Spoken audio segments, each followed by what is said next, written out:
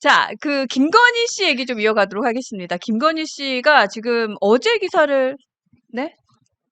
구독, 좋아요 부탁합니다. 했어요. 했어요? 네, 했어요. 네.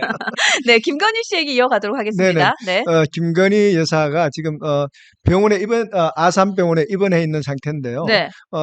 나온 조사로는 16일 날 소환 조사를 불응하고 병원에 그렇지. 입원했다. 나왔고요. 또 한 가지는 도이치모터스 사건에 대해서 40% 수익률을 달라고 한다는 통화 내용이 나와가지고 네. 주가 조작에 대한 것을 알고 있었다, 인지했다는 내용이 검찰에서 지금 흘러나왔고요. 두 번째는 김건희 여사가 작년입니다. 민주당에서 김건희 여사 특검에 대해서 논하고 있을 당시에 민정수석과 비화폰으로 통화를 했다 해서 또 논란의 중심에 섰습니다. 자, 일단 네. 지금 녹취록이 나왔다라고 검찰에서 밝혔는데, 네. 그러니까 일단 김건희 씨가 주가 조작에 관여한 것으로, 그러니까 네. 미리 이분이 사전에 인지하고 있다고 보여지긴 하는 것 같아요. 그게 검찰이 이제 미래에셋을 이제 압수수색을 압수수색하면서. 했습니다. 거기에서 네. 나오는 일단 녹취록인데요. 그 내용 중에 지금 일부만 지금 전체를 아직까지 다 이제 구성한 건 아니고 일부 중에 나왔는데 거기에서 보면은 미래에셋 정권 직원하고 통화하는 과정에서 네네. 블랙펄 인베스트먼트에서 자기가 어떤 수익률에 40%를 달라 해서 너무 많이 달라는 거 아니냐, 뭐 이런 식의 어떤 통화 내용이 나왔다고 해서 검찰에서는 이렇다면은 주가 조작에 대해서 인지하고 했던 거 아니냐. 그래서 작년에는 그걸 몰랐다고 했는데 지금 검찰이 압수수색한 지 검찰이 바뀌고 수사에 들어간 지 네. 뭐 한 달도 채 안 돼서 밝혀져서 지금 검찰의 수사 능력도 논란과 도마에 올랐습니다. 그러니까 이게 능력의 문제인 건지 아니면 네. 스탠스의 문제인 건지 조금 네. 아리까리하다라는 생각도 네. 좀 듭니다. 자, 이 문제는 전례가 하나가 있어서 그래요. 네. 전주 중에 손모 씨가 있습니다. 이 손모 씨가 그러니까 불기소가 돼요, 처음에는. 그러니까 똑같은 전주입니다. 계좌를 주고, 네. 그다음에 도이치모터스 관리를 해달라고? 주식을 네. 뭐 이렇게 위탁한 네. 거죠. 위탁 1인 매매라고 하죠. 1인 매매를 했는데 처음에는 기소할 수가 없다라고 검찰이 얘기를 해요. 그냥 전주에 불과하다. 네. 그러니까 그 손모 씨나 김건희 씨나 같은 케이스거든요. 그런데 검찰이 또다시 기소를 하면서 뭘 하나 발견해냅니다. 뭐 방조죄. 그러니까 인지하고 있으면 실질적으로 그거를 가담해서 뭔가 뭐를 주도하지 않았더라도 네. 주가 조작 세력들과 연계돼 있는 것이다. 그냥 알기만 하더라도. 그래서 방조죄를 적용을 합니다. 그래서 기소를 했는데 먹혀요. 그래갖고 유죄가 확정이 됐습니다. 네네. 그러면 이게 왜 중요하느냐? 김건희가 이 통화에서 미래에셋 직원과 이야기하면서 언급을 한 것이 그 주가 조작 세력이 주가 조작을 하고 있다라는 것을 인지하고 있다.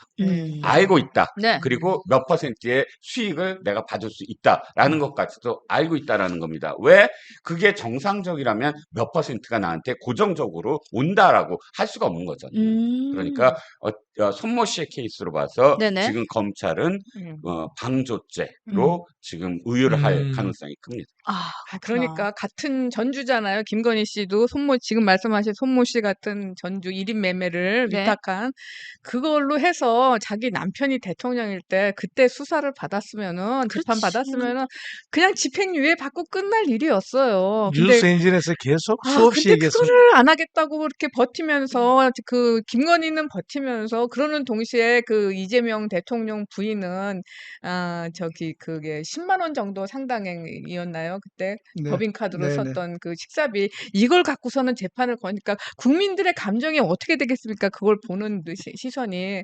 그래서 참 이 부부는 정말 어떻게 그 자기 마누라를 지키려고 비상계엄을 한 저는 그 대통령으로서 저는 이제 언젠가 지구가 멸망하고 대한민국이 완전한 소멸하는 그 날까지 네. 윤석열은 대한민국 최악의 대통령이라는 1등이라는 자리를 아무한테도 넘겨주지 않게 될 것 같다고 저는 감히 예언합니다. 하지만 최고의 로맨티스트일 순 있다. 그게 무슨 소용입니까? 지금 이재명 대통령 치하에서 수사를 받게 생겼기 때문에 그렇지. 진짜 산채로 껍질을 벗길 기세로 할 겁니다. 수사를 그러니까요. 할 겁니다. 네. 왜 이렇게 어리석은 선택을 했는지 모르겠습니다. 결과적으로는 네. 그렇죠. 그리고 이 사건이 이렇게 되돌아보면 2010년 이때잖아요. 네. 그러니까 이때 저- 2010년도에 있었던 결혼하기 거를 전일 거예요. 그러니까 그걸 뭘 네, 여기까지 네. 끌고 와요? 네. 저 두 부부가 같은 성향이 하나가 있다 그럽니다. 뭐예요? 자기하고 다른 얘기를 생각과 다른 얘기를 하면 경노하는 거, 화를 내는 거. 아, 경로. 그러다 보니까 다른 사람들이 그런 부분에 대해 가지고 건의를 하면 받아들일 자세가 안 돼 있어. 당해야 알지. 그러니까 옆에 참 뒤에다 어리석지요. 네, 지고 나온 사람 없이 다 떠받드는 그럼. 사람밖에 없는 거죠. 뭐, 네. 공통점이 많을걸요. 네. 이 두 사람의 문자를 씹으면 경로한다. 아, 혼절한다. 아니 혼절한다. 혼절. 뭐 네. 이런 아니 오늘 제가 그래서 아침 방송할 때 어떤 분이 음. 되게 주옥 같은 댓글을 하나 주셨어요. 뭐라고 주셨냐면 죽어봐야 저승을 한다고. 와. 그 진짜 주옥 같지 않아요? 그래서 그러네요. 저는 어저께 김건희 씨가 입원했다는 그 뉴스를 보면서 네. 우울증이라잖아요, 지금. 우울증이 안 걸리면 그게 이상한 거 아닙니까? 그렇지. 예. 지금 생각해보면은, 진짜 지금 그 G7의 정상회담 하러 그 외국에 가는 거 지금 내가 갈 자리인데, 거기 해외 순방에 가가지고서는 이쁜 옷 입고, 다이아몬드 목걸이 하고, 다 사진 찍은 다음에, 그 다음에, 여사님 어떤 사진을 올릴까요? 하면은, 대통령 말고 내가 잘 나온 사진으로 골라가지고, 요거 올려, 이렇게 해가지고서 할 수 있는데, 지금 그거는 못하고, 맞아요. 이제 특검 받고 수사 받고 재판 받고 감옥 갈 생각을 하면은 지금 남편이 얼마나 밉겠습니까? 그 그렇죠. 집안에서 그 남자가 그 남편이 걸어 다니는 것만 봐도 너무 화가 나서 못 살 것 막 천불이 올라와서 못 살 것 같을 거예요. 그러니까 그 얘기 많이 하더라고요. 병원으로 그래서 피신을 가는 게 낫고 그래서 어저께 또 뉴스가 나왔는데 그 네. 밤에 윤석열 대통령이 밤에 병실을 지켰다는 거 아니에요? 그래서 그냥 자기야 집에 들어가 빨리 가 하면서 보냈을 것 같다는 그런 장면을 생각했습니다. 네. 그러네. 근데 저는요, 이런 문제들을 보면은 항상 이 공정이란 과연 무엇인가라는 조금 본질적인 좀 고민을 좀 하게 돼요. 네. 뭐냐면요, 이 문제가 처음 대두된 게 보면은 2019년 7월 8일 날 그 윤석열 검찰총장 인사청문회 때 이제 문제가 제기되지 않았습니까? 네네. 자, 그러면요, 저는 이게 가장 이 공정이라는 거는 결국에는 그 잣대를 향하는 사람이나 잣대를 향하는 그 받는 사람이나 그런 이제 사람의 중심이 아니라 결국에는 그 어떠한 일이 일어났을 때 그 사안이나 그런 기준에 우리가 잣대를 들이밀어야 네. 과연 그게 이제 우리가 공정이라고 보는 거지. 우리가 여당일 때는 이게 문제가 되고 야당일 땐 또 문제가 안 되고 정권이 저 정권이냐 이 정권이냐 또 만약에 그러면 그렇게 따지면은 이재명이 계엄을 터뜨렸으면 그거에 옹호할 거냐 저 이렇게 묻고 싶어요. 그러니까. 과연 네. 그렇게 보면은 우리가 공통적으로 상식적으로 가지고 있어야 될 게 결국에는 우리가 공통된 그 상식의 공정의 기준이 있어야 된다라고 저는 생각을 하고 싶습니다. 자, 지금 네네. 말씀 나누는 순간에 권영세 전 비대위원장이 지금 발언한 내용이 속보로 올라왔는데요. 이게 지금 국민의힘 대선 그 경선 과정의 얘기인 것 같아요. 단일화 과정에는 부정이 없었고 윤석열 전 대통령과는 어떤 논의도 없었다. 거짓 선동에는 법적인 조치를 진행하겠다. 뭐 검토하겠다. 이런 정도의 속보가 지금 올라왔네요. 그래요. 자, 그럼 계속 이어간다 그러면 3부 얘기 토론에 하고 싶진 않은 거야.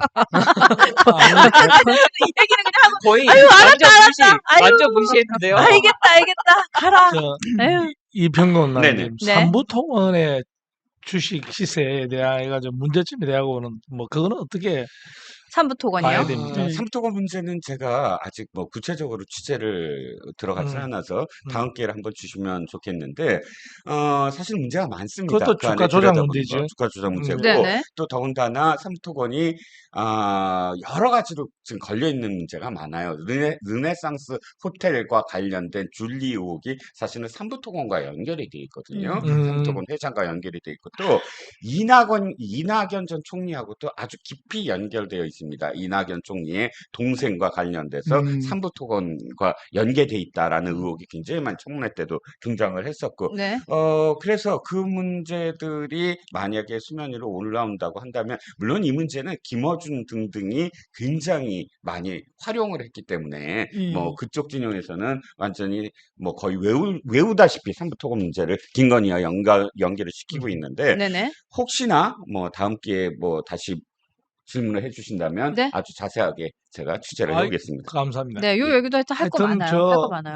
김건희 여사께서 우울증 안 걸리면 안 된다는데 혐의가 16가지나 되니까 16개. 수사받는 것도 얼마나 힘이 들겠습니까? 그러니까요. 예. 야, 참. 그러니까 저런 잣대나 기준 같은 걸요, 이제 김건희 여사한테도 물론 잘못했으니까 적용을 합니다. 근데 그 똑같은 잣대를 민주당과 이제 그 이재명 정부에도 겨눠낸다. 저렇게 생각합니다. 네, 좋습니다. 음. 일단 김건희 씨 얘기는 말씀하신 대로 혐의가 16개예요. 그래서 지금 하나씩 계속해서 수면 위로 나올 거고 이게 계속해서 도배될 수밖에 없어요. 예, 보도가 도배될 수밖에 없습니다. 그럼 요 정도 얘기를 좀 하고 다음 주제로 넘어갈까요?